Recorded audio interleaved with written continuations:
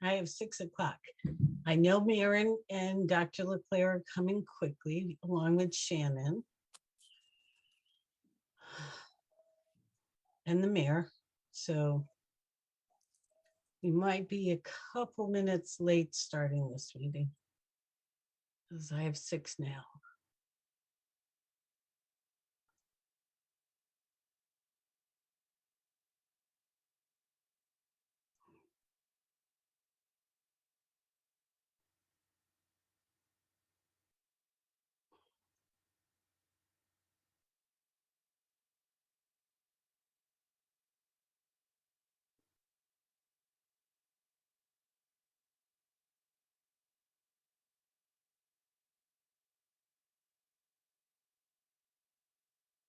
Hi, Megan. I'm going to make you co-host. It's weird. It's not allowing me to make you co-host. And I see the closed captioning. We did it. But it's not allowing me to do make you co-host. That's really weird. We changed one setting and then another one.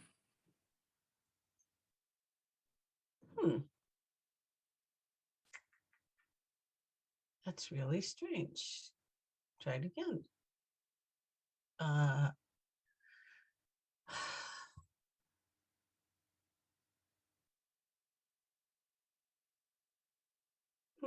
don't know. There's Maren.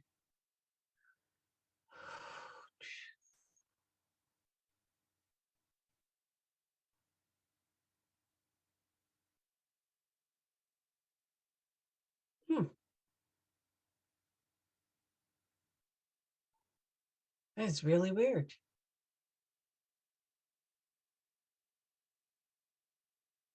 All right.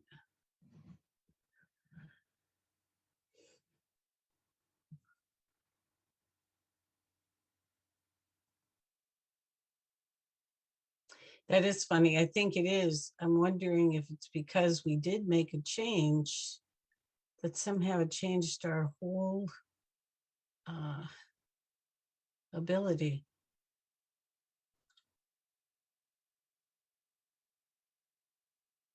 Oh, well. All right. We'll practice between this and the next meeting again, and we'll see if we can get both options at the same time. Working at it. At least we have closed captioning. So we did that one right. We don't know why we can't make you a co-host. It's all right. All right, so we have Ben, Maren. We are waiting. We have 4, so we'll wait a little bit. Cindy, your student rep will not be making it tonight. Okay, thank you.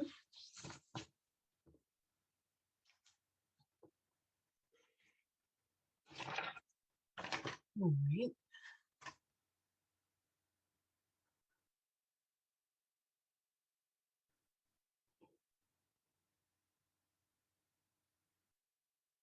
Hello.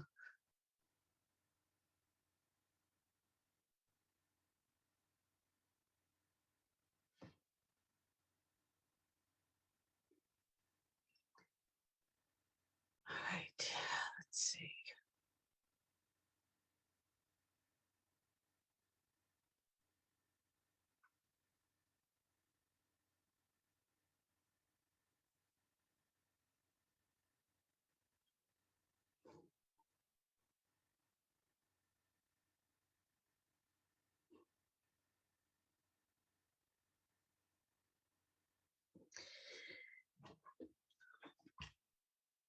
I'm going to give it 1 more minute. We had a school building committee meeting that is right up against this meeting.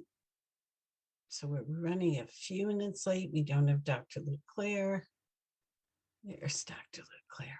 Okay. All right.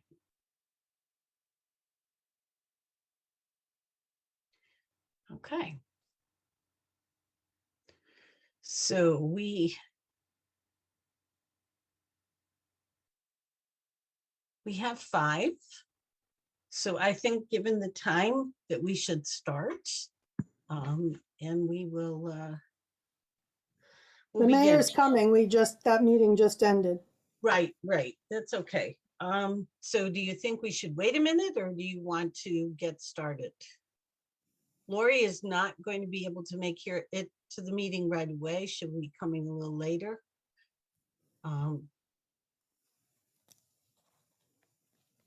So we'll give it one more minute.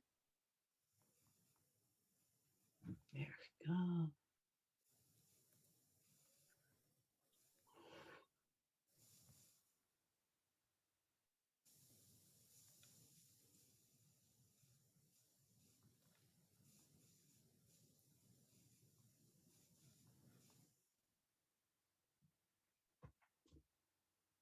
Okay, it's 6:06.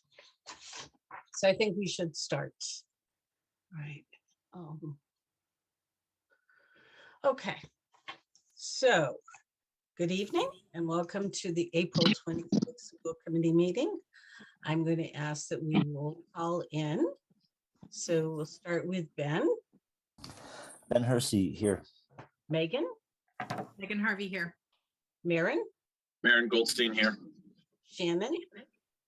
And Dunham here. And Cindy Kuzinski here. Okay. So welcome. So you'll, number one, you have to bear with me. We managed to get closed captioning going, but for some reason tonight, co-hosting has dropped out. So I will be letting people in and I'll try to work on it while other people are talking, but it might take me a couple of seconds to let people in. So I have two announcements to make, so I want to make those first. First, we're going to be moving into executive session after this regular session to discuss complaints or charges brought against a public officer, employee, staff member, or individual. And we will be adjourning from executive session. So in other words, we will not be returning to the regular session. We'll adjourn from executive session. Second, this has to do with budget that we voted on. After verifying that we did follow all legal requirements, we were made aware of 2 points that we can improve upon in terms of our ad. The first, we didn't include a summary of major changes. And the second was that we did not announce that hard copies of the budget would be available at 50 Payson. So people who don't have access to computers might not have known that the copies were available even though they were. So we're going to clear that up, and therefore we are going to redo the ad. We've already redone that and submitted it. And we are scheduling another special school committee meeting where we will open up the public hearing for the budget again. Then we will vote on the budget one more time. And so all of that will be done all over again. Hopefully more people can be involved and know what's going on. And we will be doing that on May 17th. So there will actually be 3 meetings in May, on the 10th, the 17th, and the meeting on the 17th will have just one meeting agenda item, and then we will have another meeting on the 24th. So those are my announcements for tonight. And now I'll turn it over to Megan. And do we have correspondence? You're muted. All right, thank you. We do have a couple of pieces of correspondence. We had 2 emails come in this week, or in the past 2 weeks rather, about the tech presentation with some follow-up questions and thoughts as a result of the presentation from the last school committee meeting. Specifically, we received an email from Drea thanking us for the presentation and asking some really nice specific questions about the role of a director of technology and how that role historically has been filled and what the role is going forward, with some nice questions about how it compares to sort of how other districts are operationalizing some of the standards that were gone over in the presentation 2 weeks ago. And then specifically some questions about safeguarding students at school around tech and social media. We also received a follow-up email from Leah Ewing, who again thanked us for the helpful presentation of the mass standards, but had further questions about how that would be enacted and what they would be operationalized and how that would sort of look. And again, some specific concerns related to tech use in the middle school and the high school and how we would safeguard students versus relying on firewall and empathy.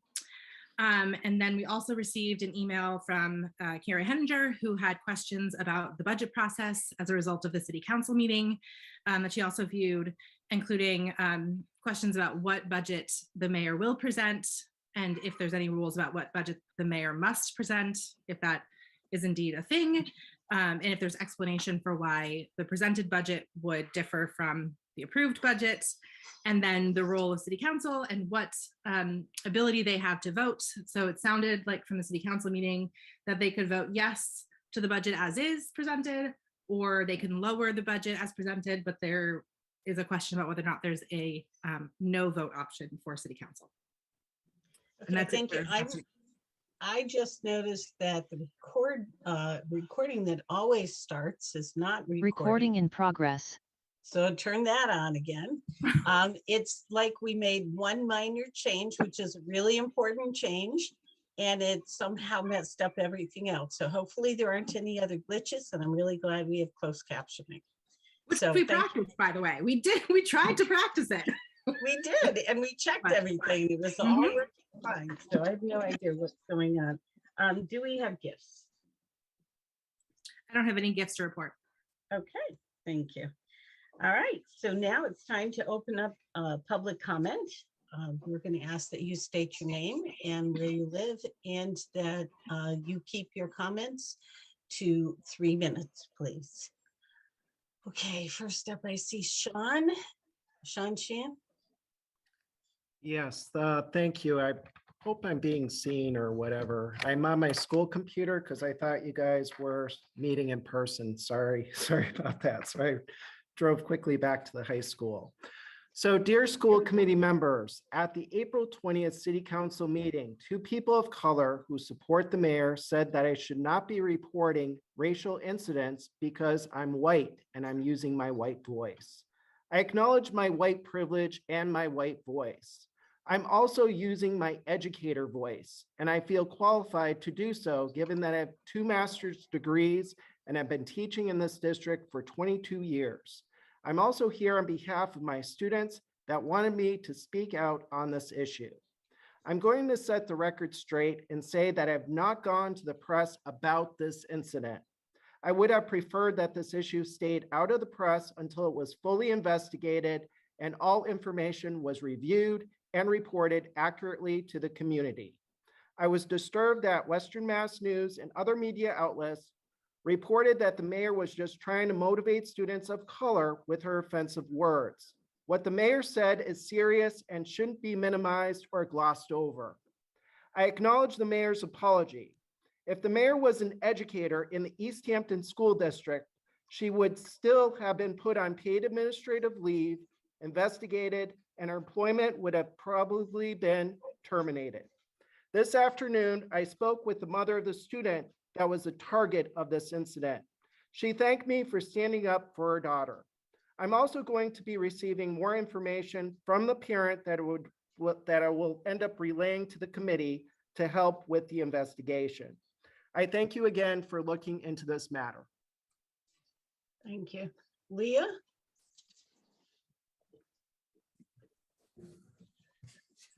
Hi, my name is Leah. Can you hear me?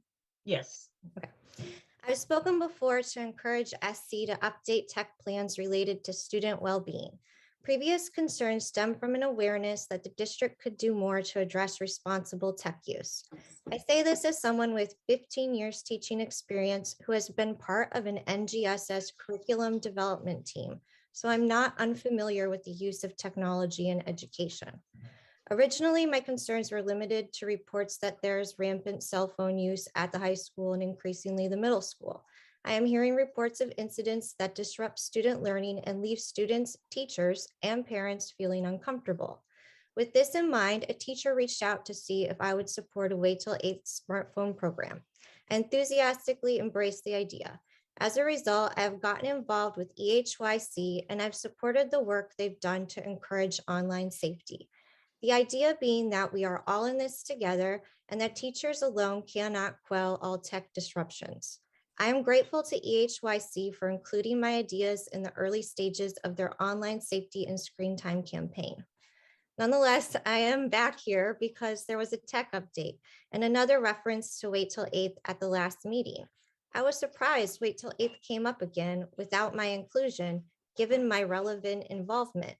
Going forward, I would suggest that invite-only meetings where decisions are made become more open to the public to observe through open meeting law.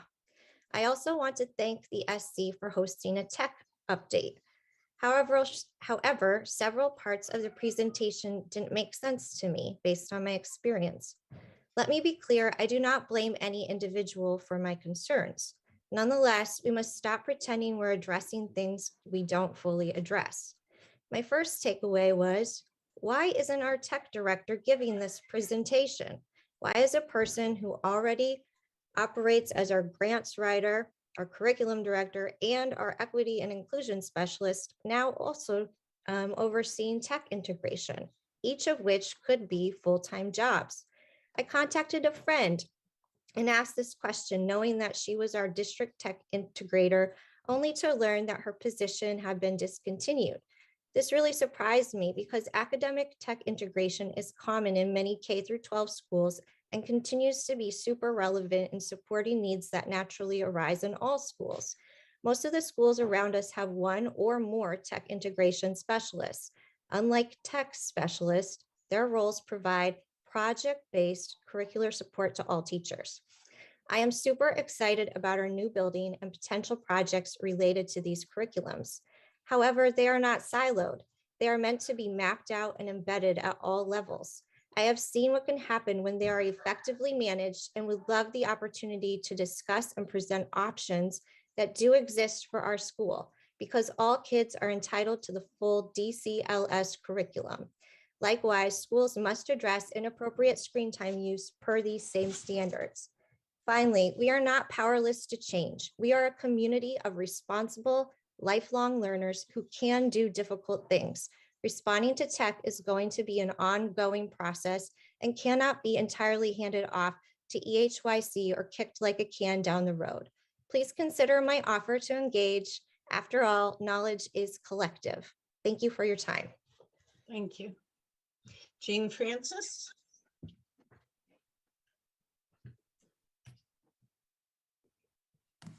Hello, can you hear me? Yes. Okay. I'm here to speak about the investigation around Nicole's remarks at the We the People civic class. And I know that you're going into the executive director or executive committee after this to investigate this. And my question, my thoughts are, well, first of all, whoops, sorry, let me take this off so you can see me. Sorry. What is there to be investigated? I mean, I think it's pretty clear what was said, the remarks that were said, and also pretty clear the impact that it had on not only the student that she was talking to, but the whole class. So I'm sort of curious to know what the investigation is going to involve. What does that mean?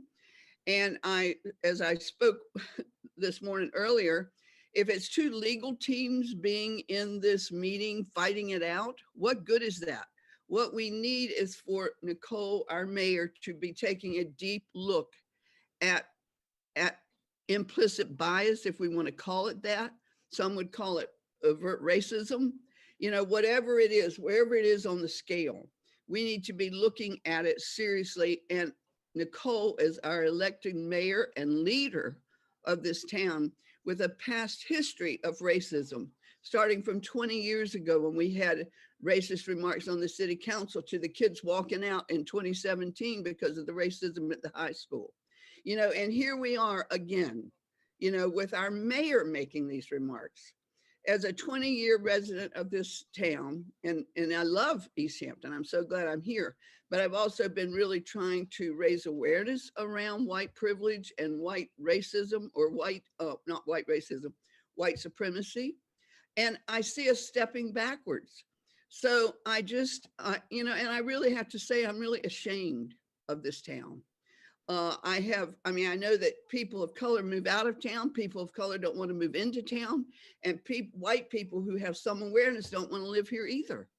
So I'm just, I'm ashamed. And I'd like to really see something come out of this investigation that means something and does not just mean like what happens when the police department gets a report about something that has happened. They exonerate the police officer. Well, I don't think Nicole can be exonerated here. And Nicole, I know that you apologized and you didn't intend it to come out the way that it did, but it did. And it was hurtful and it was painful, not only to that student, but to all of us. So thank you for your time. And I'm looking very much forward to hearing an open report about what you all are going to do after this committee meeting, because we as people in this community need to know what goes on behind those closed doors and what you are doing. So thank you very much for all of your work. I know that you all work very hard and I certainly appreciate it.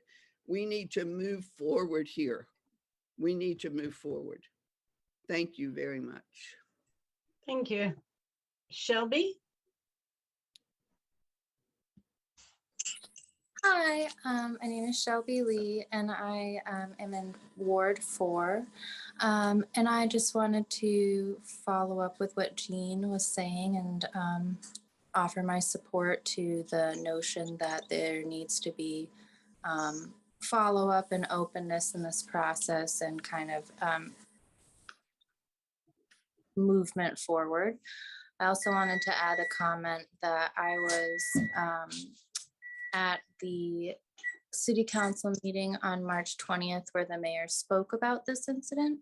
And I don't know if it was intended to be an apology, but it really didn't about the situation. She addressed the situation. It really, I think it was intended to be an apology, but it really came off as just, well, I'm sorry, what I said was taken the wrong way. And I think that's something that we need to address as, not an acceptable resolution to the situation. Thank you. Thank you. I'm scrolling through. I'm looking. If you want to say anything, please indicate pretty quickly. Right now, I am not seeing anybody else who wants to talk. I'm gonna check one more time. Okay. Jean, you can only speak once. Sorry. I just want to say I'm from precinct 2. Okay, thank you. So I'm looking and I do not see anybody else. Okay, I'm just about to close public speak. All right, I thank everybody for their comments. Does anybody else see anybody that I might be missing? No, okay, good. All right, so we are going to close public speak. Thank you, everybody. And we are going to go on to our presentation and discussion items, and that is Dr. LeClaire. Thank you. I just want to make sure Kayla Scanlon's not here tonight, right? We don't have our student rep. I did not want to. I did not want to miss her. Okay. Yeah, no, sorry, she is not here and I should have announced that. So. Okay. I just want to remind everyone, well, I'll get to it in my announcements, but Mamma Mia is this weekend, so don't let me forget. So tonight I am here for my presentation to make a recommendation to members of the school committee for a new director of business services. And I want to just talk for a moment about the process that we undertook. I think you received a memo with the recommendation from me in your packet. But for everyone listening, just to kind of go over the process a little bit, first of all, I want to say that Dale Doran, who's been in several of our school committee meetings, is retiring after many years of service in public education. She's retiring on June 30th. And so we have been holding a search for her replacement, and Dale is a difficult person to replace. We posted the position a few months ago when we received the notice from Dale, and we actually extended the posting, the opening, longer because it's a very difficult position to fill in a public school. And we were not gleaning the candidates we were hoping to glean. So we extended the search, we adjusted the timeline, I think a few times, and we convened a committee because we don't hire positions like this just by one person. So for everyone listening on the call, the committee was run by myself. Normally Dale would chair a committee like this, but we were replacing Dale. So I ran this committee. And we had Julianne Levin, our director of curriculum. We had Dr. Jill Pasquini-Torchia, our principal at Center Pepin. Andrea McCallum, who's our assistant principal at Center Pepin. Sean Sheehan and Amy Gogger, who are, you heard Sean earlier this evening. Sean and Amy are both within the leadership of the EEA, our union. And we had Maren Goldstein, who is a member of the school committee, and he's also the chair of the finance subcommittee. So we convened our committee, and one of the first things we did when we convened is we reviewed all of the applications that were submitted to us on School Spring. We included all, to be transparent, we shared all applications, whether they met the threshold of qualifications or not.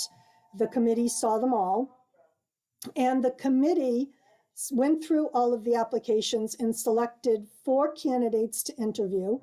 And they also selected a series of questions from a pool of questions that I provided to them. The questions varied in range from questions that were really about the role of the school business director, and also questions that were aligned to our values around equity. So we had a series of questions that we chose as a group. And then we held interviews prior to school vacation. We did all 4 interviews. All 4 candidates came in for interviews. We met with them.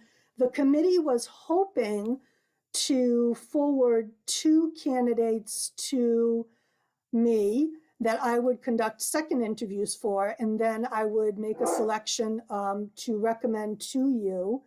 But at the end of the process, at the end of that night, we had 1 candidate that really was the shining star in our process, and that was Mr. Nick Bernier, who's on the call tonight with us. Mr. Bernier is currently the business director for the Northampton Public Schools. And prior to that, he was a school administrator in Agawam. He was a principal and also a teacher. So he brings some of the characteristics and qualities that we're looking for in a school business leader. He has an understanding of what it's like to be a teacher, what it's like to be a building administrator, so he can relate to the types of budget challenges that we face in every school district. And I was really very pleasantly, I was delighted to have Mr. Bernier brought forward. I've worked with Mr. Bernier in the past in Agawam when he was a school administrator. And so it was a unanimous decision to bring Mr. Bernier to the committee this evening for your vote, because it is your hire. It's not my hire. So Mr. Bernier knows that he's the recommended candidate, but it will be your vote that secures his position in Easthampton. And Maren, I don't know if you wanted to add anything. Yeah, definitely. I just wanted to sort of agree with all the different pieces that you just stated. We definitely went through a full review of a number of applicants, interviewed 4 applicants in person, and really wanted to find the best person for this fit and this position. carries a lot of diverse needs to be successful, everything from managing transportation contracts, negotiations, as well as our budget, and managing staff, managing facilities, just a lot of different pieces that's involved. And so we were looking for somebody that had some excellent skills in those areas, and felt that Nick, with his background, really did bring together a lot of really strong knowledge, as Dr. Leclerc mentioned, from his previous teaching experience, his principal experience, as well as school business experience. And so we think that he's got a long career ahead of him, and we're going to be looking forward to having him, if the committee agrees, to have him here in Easthampton Public Schools. And Mr. Bernier, I don't know if you want to unmute and just kind of let everyone see where you are on the screen. Sure. Good evening, everyone. I'm Nick Bernier. I thank you very much for this opportunity. I don't think I really have much else to say about myself that Dr. Leclerc and Mr. Goldstein hadn't already covered, but I do have a large educational experience. There are a lot of in my background, and I think that makes me a unique candidate for this position. A lot of school business administrators come from the private sector, a lot of them accountants or auditors and the like, but I've been in a classroom, I've been a principal, as Dr. Leclerc said, and now I've also been a business manager, so I can bring all of that to the table. And again, thank you very much for the opportunity to be here tonight and to possibly be the school business administrator in Easthampton. Thank you, Nick. So, Aaron? unless there's questions, I know we've got a lot to do, so unless there's questions or such, I could make a motion that we accept Dr. Oh, yeah. You're on mute, ma'am. No, you're okay. We can hear you now. There you go. Yeah, I mean, I appreciate the thoughtfulness and the work of the committee, and Mr. Bernier's resume is excellent. I will be abstaining from the vote, though, because I really felt that given the school department's all the financials run through the city and liability, there should have been somebody from a financial office in the school. I mean, I'm sorry, in the city, especially given Mr. Bernier's wide experience. But he's not an accountant and he's not an auditor. And the final audit and accounting for money comes through the city offices. So I want to be very clear, no personal animosity or question on Mr. Bernier's qualification or the committee's vote, but I do think that we should have had a member of the city's financial team on the committee. Thank you. Thank you. Any other questions or discussion? Okay, Maren, I think you were about to make a motion. I'll make a motion that the school committee accepts the recommendation of Superintendent Leclerc for us to hire Mr. Bernier as the next school business director. I'm suddenly getting that wrong. Yeah, close enough. Director of Business Services. Director of Business Services. Thank you for the exact wording. Do we have a second? I'll second it. Okay, thank you. Any other discussion? All right, Ben? Ben Hersey, aye. Megan? Megan Harvey, aye. Maren? Maren Goldstein, aye. Mayor? Up, you're on mute. We need to hear you say. Mayor LaChapelle, abstain. Thank you. Shannon?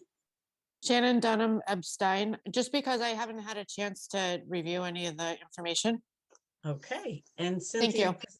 And Cynthia Kuzinski, aye. So there you go. All right, Thank you. well, welcome. Congratulations, Thank you very Nick. much. Thank you very much. I very much look forward to this opportunity. Thank you. We look forward to working with you. Okay, Superintendent, we have an update on We the People. Well, I was hoping to have an update on We the People, but decision is at 8 o'clock tonight. So we still have to wait a little while longer. They're on their way back. I do know that, and they're hoping to watch the results live at 8 o'clock at the high school. So we have to keep our fingers crossed for that one. But I know no matter what, we're all proud of these students. They made it to the final 12 yesterday.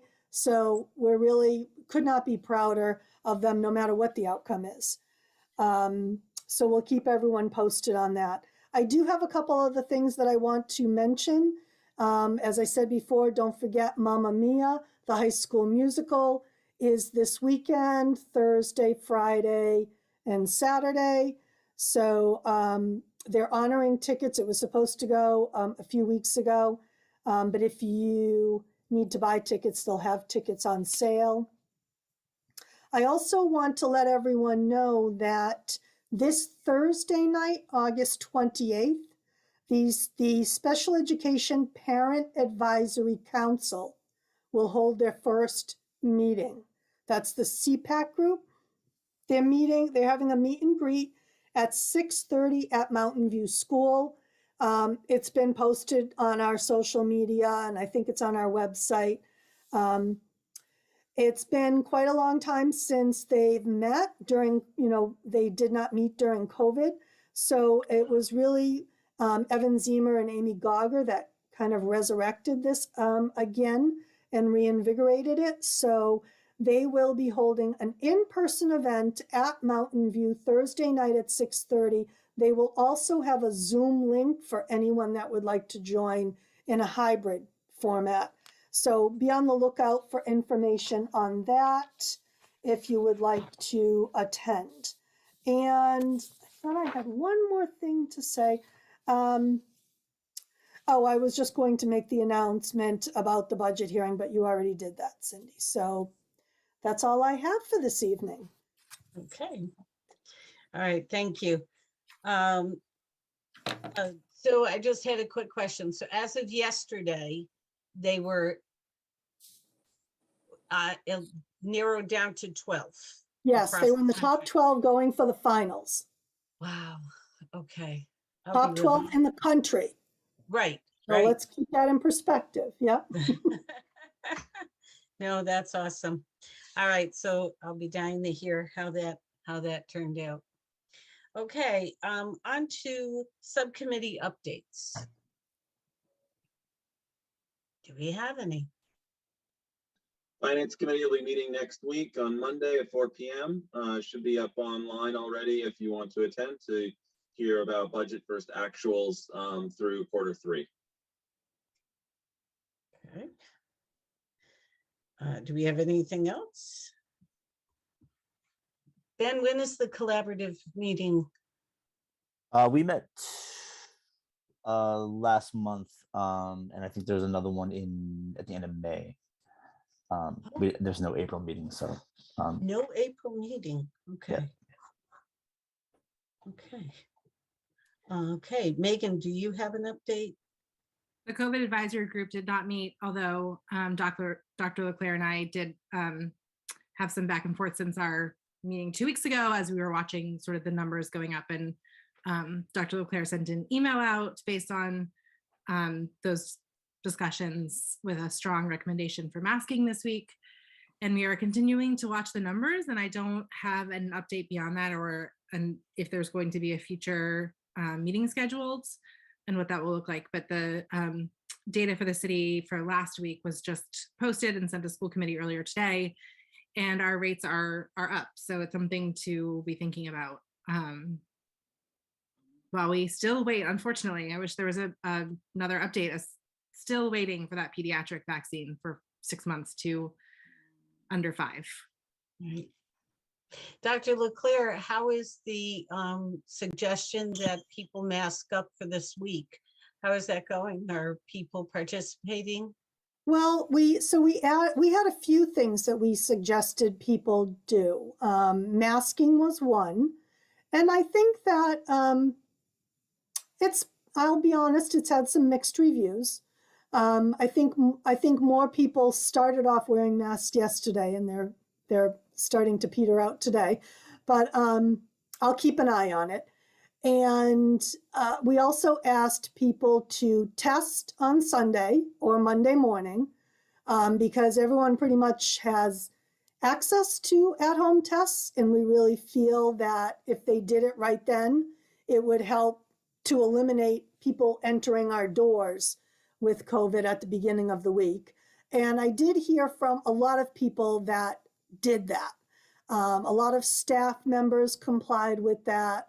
A lot of families complied with that. So I'm really grateful for that. And I think that's been very helpful. And that's probably the biggest piece for us. And then the pooled testing, where we did pool testing yesterday, pool testing today. I've only seen one positive pool. I get all the positive pools in the district sent my way. And so a positive pool doesn't even necessarily mean a positive case. Sometimes it means that the person put a swab in the test in the tube that they shouldn't have, they put it in the wrong way, or they had COVID within the last 90 days and they shouldn't have been retesting. It could be, any reason, but I've seen one, and I had, I think, 17 cases that were shared by families of cases last week. So those kids are not, I don't have 17 cases in school right now. We just, for the families that did choose to share the information with us, I've heard from 17 families, or the nurses have, I should say, and they passed that on to me. And then I put that into the database that we keep with DESE. So knock on wood, we have not seen the cases really in school this week, but the week is still early. It's still early, but I only know of one case or one positive pool so far this week. That's a good point too. I want to just mention, so like the 17 cases that Allison's referring to, none of those 17, if they were all rapid at-home tests, are in the case report from last week. So what you see, Yeah, and I don't know if they were or not, Megan. Yeah, right. But we know there's a large proportion of at-home testing happening, and just a reminder, that's not in the case rate. So the number you see in the dashboard is the minimum, and then there's some increase over that are unreported that we just don't know about. And I guess the other thing I wanted to add is that this week the CDC has reclassified Hampshire County as in the medium category based on case rate and hospital capacity.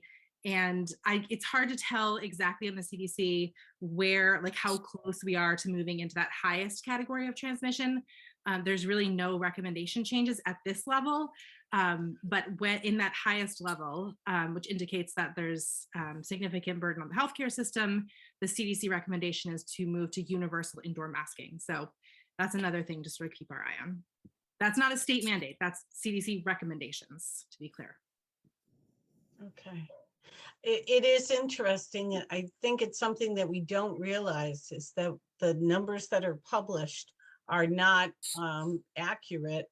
They are the known cases, and we don't end up finding the true number because so many people are testing at home. That is one thing that has clouded the situation rather than added clarity. So I want to thank the community for doing that at-home testing, and I hope they continue to do that because it's so crucial to keeping it out of the school. Right, and we continue to do pool testing, and the Department of Education has continued with the at-home testing kits. So we have the kits for families. They just need to let us know that they need them. Okay. And people are still pool testing every week. Maren? I just would request that, especially as we're tracking this and watching it, the wastewater treatment, numbers have sort of plateaued and leveled off. So that's at least a good sign underneath these other things, but there are other signs that it's still something to pay attention to. I would request that we're going to be meeting again in 2 weeks. And I think that it would be good to have the COVID response team to meet in advance of our next school committee meeting, so that we can have a recommendation from them based on those numbers at that time about whether or not we need to move towards requiring masks again in our schools. I'm not saying we should. I'm just saying we should have more information. We should have experts reviewing the data at that point to make sure that we end out our school year in the safest way possible. So I would make that request, Dr. Leclerc, if you can make sure that that team gets together in advance of our next school committee meeting, and then to make sure that this is on our agenda for that meeting to be able to review any recommendations being made to us. I think Absolutely. that's an excellent point. All right. Okay, Megan? I see Shannon's hand up. I didn't know she had. Okay, Shannon?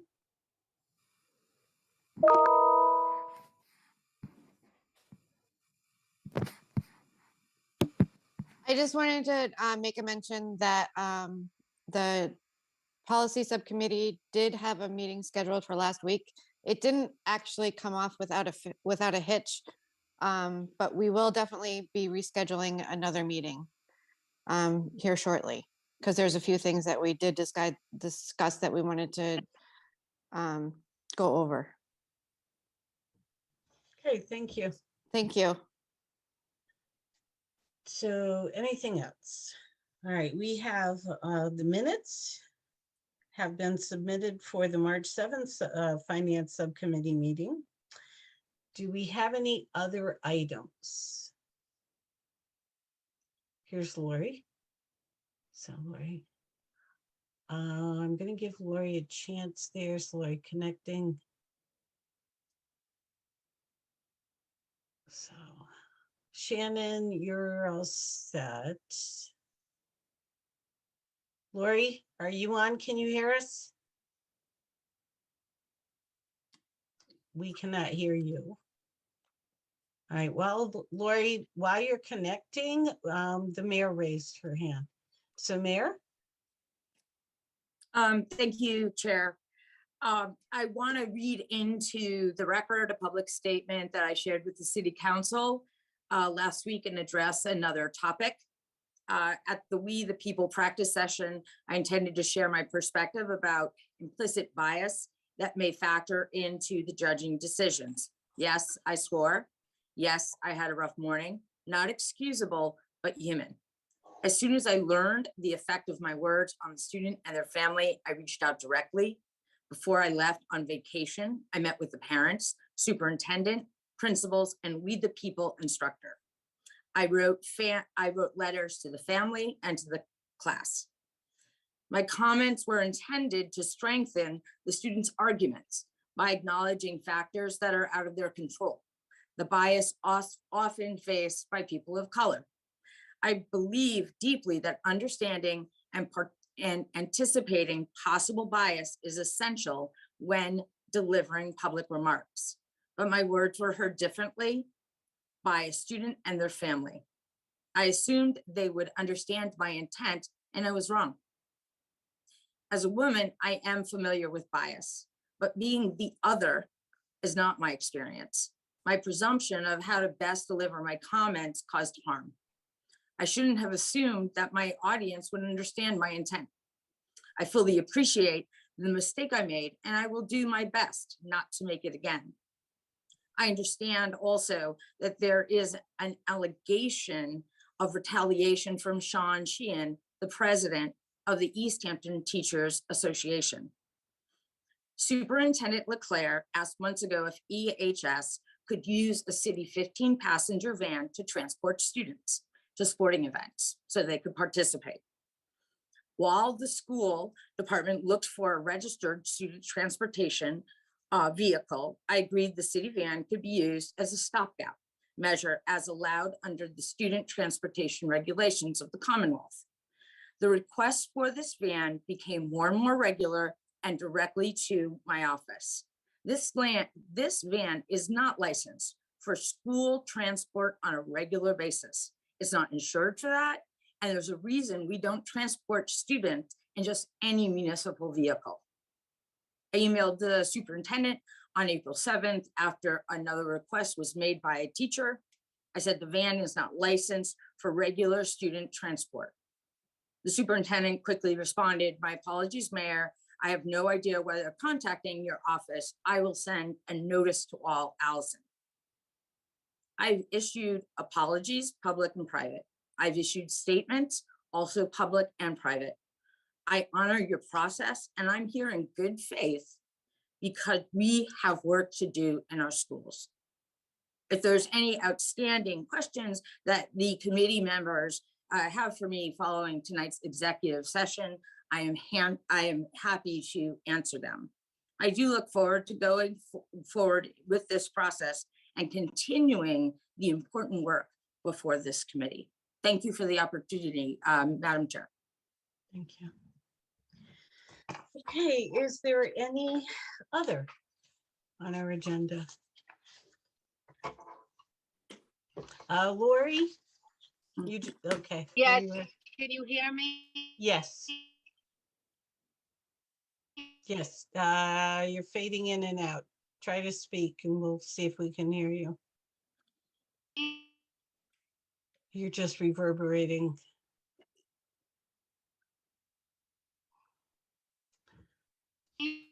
Sorry, we cannot hear you. You might want to log off and try again, come back on. And we can wait a minute and see if there's any other before we go on. I have a PTO update. Okay, so why don't we do that? Lori, I would probably sign out and then try to come back on and I'll watch for you and let you in. Okay, Megan. Okay, the PTO has been continuing to meet regularly. They report that their fundraisers, their most recent fundraisers were successful and they raised some good funds for some really great enrichment activities for the schools. They also reminded their members that you can always donate via Venmo, but also your Amazon Smile account. You can set the PTO to your charity that you donate to. And so without any cost to you, some portion of your purchases on Amazon will go directly to enrichment for the students. They are in the midst of planning an outdoor bingo event, which will take place on May 13th, 5 to 7 p.m. It'll be outdoors. And they do, in general, always need volunteers, and they have big ideas for committees and things that folks could do if they have more volunteers coming in general, but also some specific needs for bingo night, like people to, be at a popcorn popping, whatever you call those things, you know what I mean, and scoop the popcorn out. So specific needs for that night, if you are interested in sort of a short-term volunteer as well. They're planning an end of the year event. They're working on Teacher Appreciation Week, which is coming up May 2nd through May 6th. They're also planning something for Field Day and transferring things over to what sounds to be like a very cool new website that should be really easy to navigate and make donations and find out what's going on and volunteer. And it sounds really cool. So I think big things are coming. And if you have questions, you can always get in touch with Ann Talley or Megan Kellybag, who are the co-chairs. Thank you. Lori. Can I speak now? Can you hear me? Perfectly. Okay, I'm sorry, and I'm sorry No, I'm not that's visible. I have the camera off. I just wanted to remind everybody, we are having our walk, bike and roll event next Wednesday, May 4th. And the Mountain View students will be meeting at 7:15 at the Public Safety Complex. And then our elementary school students will be meeting an hour later. And I'm very thankful to the parent liaison, Jean Libby. She created a wonderful poster and we're going to tie it in to Star Wars Day and May the 4th be with you. So we hope to see everybody there next Wednesday. Thank you. I'm glad you got that in. All right. Is there any other? No. All righty. Okay. So now we just have minutes and payroll to approve. Yes, I would like to make a motion to approve the minutes of the March 22nd, 2022 regular and public hearing minutes with the stipulation to withhold executive session minutes until matters are resolved. I second that. Okay, so Ben, Ben Hersey, aye. Megan, Megan Harvey, aye. Mayor Maren, Goldstein, aye. Mayor, Mayor LaChapelle, aye. Lori, Lori Garcia, aye. Shannon? Shannon? Did we lose Shannon? Shannon, you're muted. She is there. I see you. Shannon, you're muted. Unmute, please. Just having technical difficulties. It's fine. That's okay. That's Sorry. okay. So Shannon Oh, Shannon Dunham, aye. and Cindy Kuzensky, aye. I'd like to make a motion to approve the minutes of the April 12th, 2022 regular and executive session minutes. I second that. All right, Ben, Ben Hersey, aye. Megan, Megan Harvey, aye. Mayor Maren? Goldstein, aye. Mayor, Mayor LaChapelle, aye. Lori, Lori Garcia, aye. Shannon, Shannon Dunham, aye. and Cindy Kuzensky, aye. I'd like to make a motion to approve the school payroll dated 4/12/2022 in the amount of $635.26. Second, Ben, Ben Hersey, aye. Megan, Megan Harvey, aye. Maren, Mayor LaChapelle, aye. Lori, Lori Garcia, aye. Shannon, Shannon Dunham, aye. and Cindy Kuzensky, aye. I'd like to make a motion to approve the school payroll dated 4/21/2022 in the amount of $573,564.75. I'll second that. Okay, Ben, Ben Hersey, aye. Megan, Megan Harvey, aye. Maren, Goldstein, aye. Mayor, Mayor LaChapelle, aye. Lori, Lori Garcia, aye. Shannon, Shannon Dunham, aye. and Cindy Kuzensky, aye. I'd like to make a motion to approve the accounts payable authorization for payment dated 4/21/2022 in the amount of $685,905.96.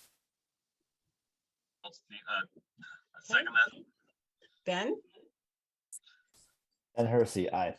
Megan, Megan Harvey, aye. Mayor Maren. Goldstein, aye. Mayor, Mayor LaChapelle, aye. Lori Lori? Garcia,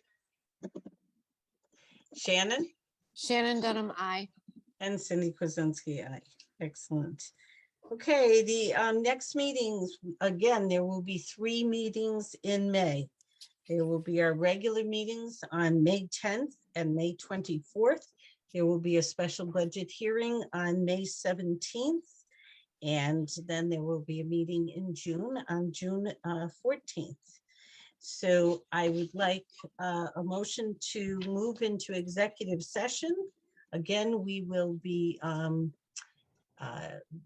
adjourning from executive session and not be returning. So do I have a motion to move, or let's just roll call in? Actually, we don't need a motion. What am I saying? Okay, so Ben, Ben Hersey, aye. Megan, Megan Harvey, aye. Maren, Goldstein, aye. Mayor, Mayor LaChapelle abstain, and I won't be attending the executive session. okay. Lori, Lori Garcia, aye. Shannon, Shannon Dunham, aye. and Cynthia Kuzensky, aye. All right, this meeting is adjourned and I thank you very much. Good night, everybody.